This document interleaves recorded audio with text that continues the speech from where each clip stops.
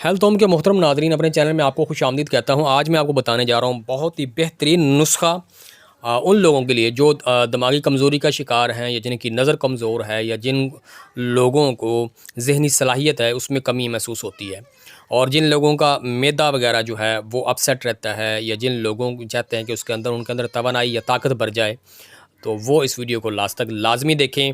पहली दफ़ा चैनल पे आए हैं तो चैनल को सब्सक्राइब कर दें, साथ घंटी के निशान को लाजमी दबा दिया करें ताकि आने वाली वीडियोस की नोटिफिकेशन आपको आपकी नोटिफिकेशन बार में बर वक्त मिल जाए।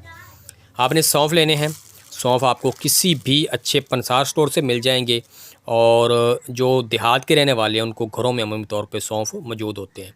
सौंफ जो है आपने ये सौंफ तो ज़्यादा हैं, आपने तकरीबन एक छटाक सौंफ ले लें, और उसमें आपने आधी छटांग जो है मिश्री लेनी है। ये बात ज़हन में रखिएगा, आपने जो हम चीनी वगैरह इस्तेमाल करते हैं वो इस्तेमाल नहीं करना, आपने मिश्री लेनी है, ठीक है। आधी छटांग मिश्री ले लें।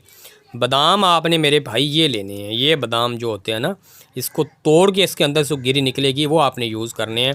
दूसरे बादाम जो कागज़ी बादाम या अमेरिकन बादाम आते हैं वो आपने नहीं लेने, क्योंकि उनको खाने का कोई फ़ायदा नहीं होता। इन तीनों चीज़ों को लेके आपने एक छटांग बादाम हो, एक छटांग सौंफ हो, वो आप पे डिपेंड करता है आप जितना बनाना चाहते हैं। आधा पाव बनाना चाहते हैं या आप एक छटांग से ज़्यादा बनाना चाहते हैं, वो आप पे डिपेंड करता है। आपने क्या करना है, आपने वो सारे लेके और उनको ना आपने पिसवा लेना है, या घर में आप पीस लेना है, या ग्राइंडर वगैरह में पीस लेना है।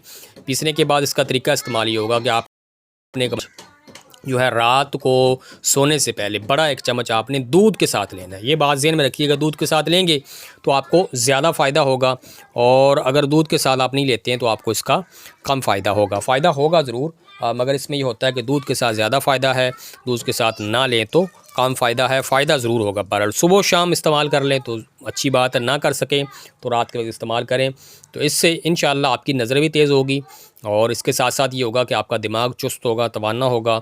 मैदे की प्रॉब्लम बाज़ दफ़ा जो तेज़ाबियत वगैरह बनती है, क्योंकि सौंफ जो होते हैं ये मैदे के लिए बड़ी अच्छी चीज़ है, और बादाम जो होते हैं ये भी जो मैदे के लिए भी अच्छी चीज़ हैं, और दिमाग के लिए और आँखों के लिए बड़ी अच्छी चीज़ हैं।